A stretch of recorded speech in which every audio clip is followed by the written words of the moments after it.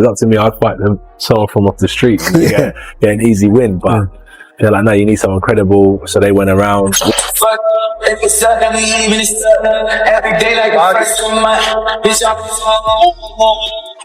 No, you not can do because you not can do 1 minute. So the dangers of a late replacement. But then it's like, that's just the mind thinking that, and then it's like, stay professional, stay focused, do your film study, and don't take the guy lightly. Anthony Joshua openly mocked Jake Paul after news broke that Jake was knocked out in sparring, and AJ turned the moment into pure embarrassment.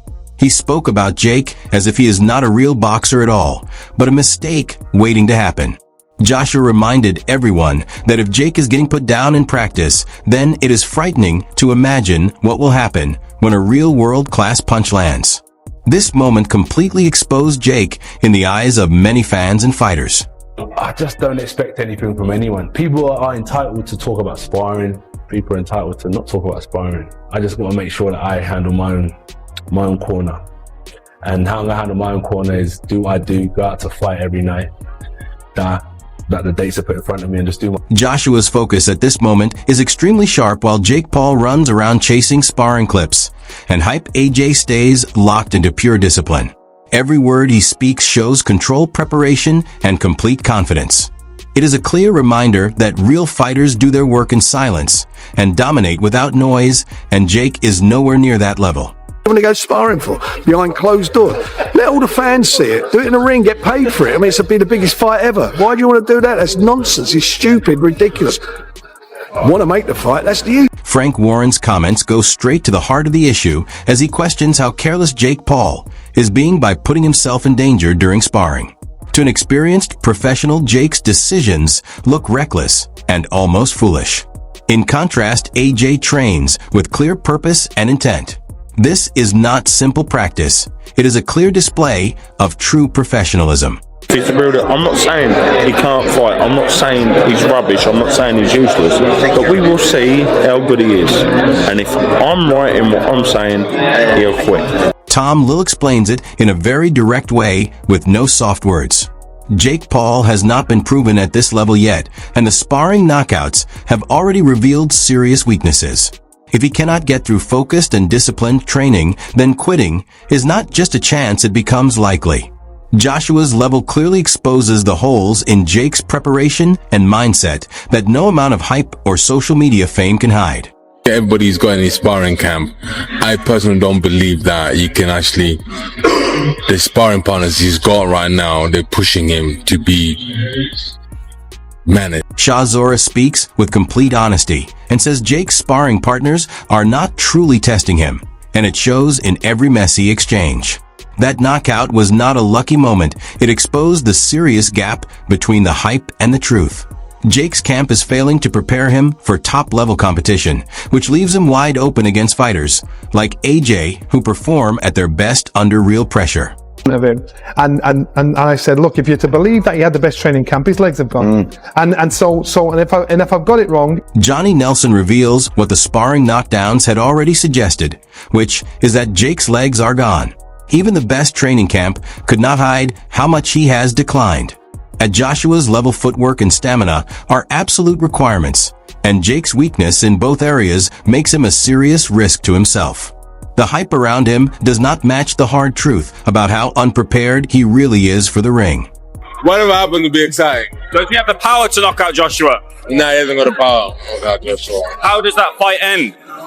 Jake Paul going to an ambulance, bro. Chisora speaks very clearly and holds nothing back by saying Jake Paul does not have the power to threaten AJ, and that the sparring knockout is already a warning sign.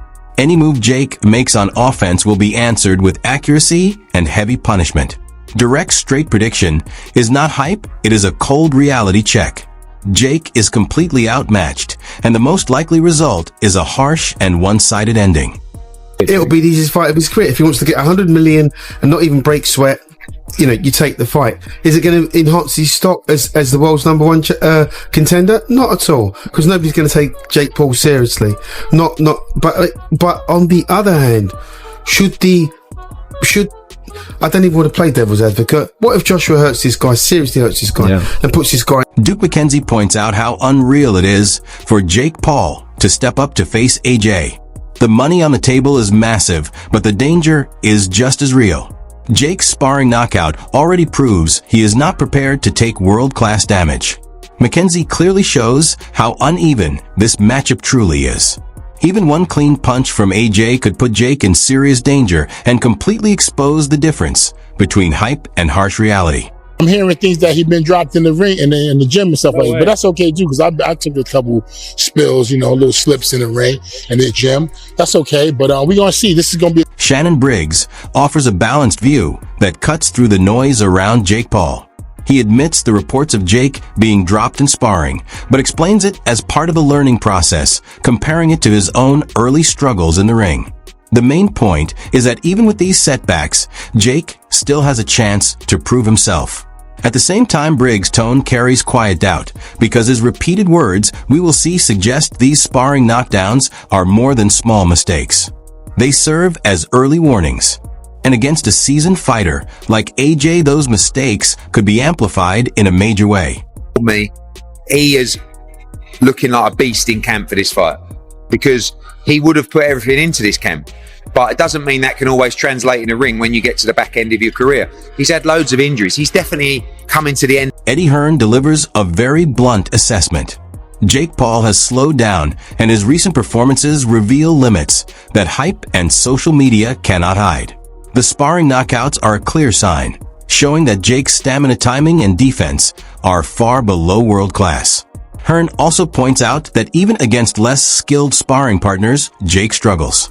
For anyone watching the upcoming AJ fight, these are serious warnings. Slowing down in training combined with being exposed in sparring suggests a fighter who might not make it through a full professional round against an elite opponent.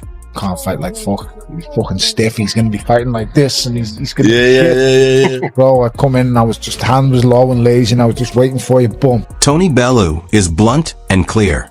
Jake's low guard and stiff movements in sparring reveal serious flaws.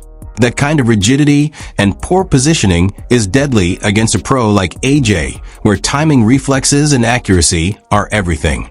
Bellew's example of easily taking advantage of Jake's laziness shows just how exposed he is. This is not just sparring drama.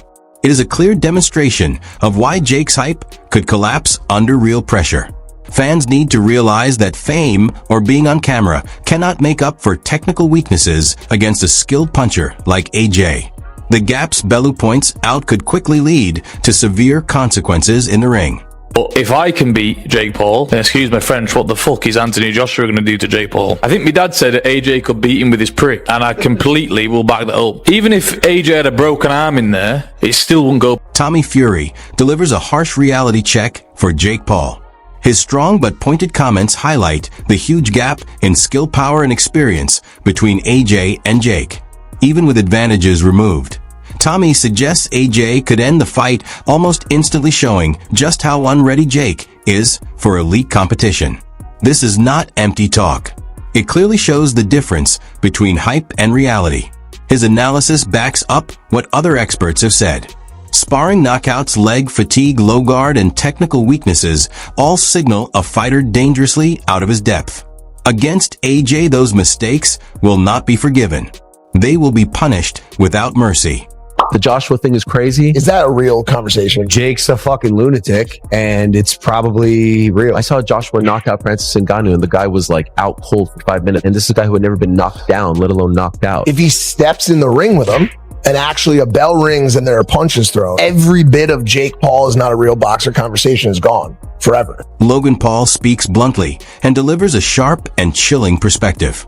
He paints the reality of Jake Paul's challenge in brutally honest terms. AJ is a proven knockout artist who can dismantle even the toughest undefeated opponents with ease. Francis Ngannou being knocked out cold for 5 minutes is more than a stat, it's a warning. Logan points out that Jake's reputation as a boxer, built mostly on social media hype and YouTube fame, disappears the moment he faces a seasoned professional like AJ. This is not about promotion or showmanship. It's about real skill, timing, and devastating power. His statement that every bit of Jake Paul is not a real boxer perfectly captures how fragile Jake's hype really is.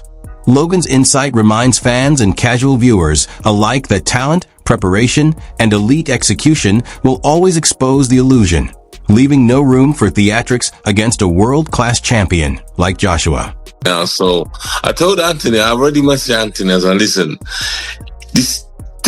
I tell you what, I said to AJ, if this goes past 5 rounds, everybody's gonna be having a go at you because you can't go past 5 rounds with this kid.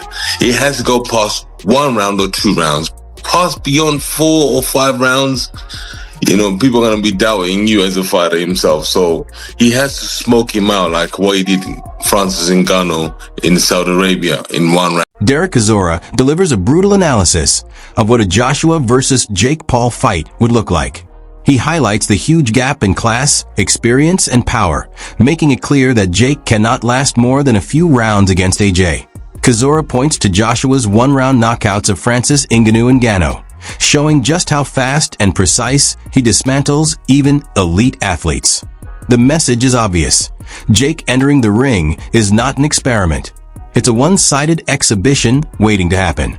Chisora also emphasizes the mental side, noting that surviving multiple rounds is unrealistic, and any mistake could lead to embarrassment and public scrutiny. Beyond skill, AJ's psychological dominance crushes opponents, and Jake's hype and bravado evaporate under real championship-level pressure. This clip frames the fight as an inevitable outcome, with AJ's devastating style leaving no space for Jake's theatrics or illusions of competence. It's a dangerous fight. Of course, it's all it's a dangerous fight. But I'm not here to be there selling their show. I've got no interest in the fighters from that perspective. I just think that he is a licensed boxer. He trains. He knows what he's getting involved with. He's not an idiot, and he knows what he's going to be up against. But he must believe in himself. Frank Warren provides the perspective of an experienced promoter, balancing the risks, while noting that Jake Paul knows what he is getting into. He calls the fight dangerous, but emphasizes that Jake is not naive. He is a licensed boxer who trains and understands the sport. Still, awareness does not close the huge gap between a YouTube star and a world-class champion like AJ. Warren's calm analysis contrasts with the hype, pointing out that confidence and belief, while important, cannot replace elite skill, timing, or resilience. He makes it clear that this fight is risky not for show, but for real consequences, exposing how unprepared Jake is for professional-level punishment despite his training. The commentary frames Jake's journey as one of overconfidence meeting reality, where a social media persona faces the harsh truth of championship boxing. Fans must see that belief alone cannot make up for technique and experience, making this a dangerous scenario for Paul.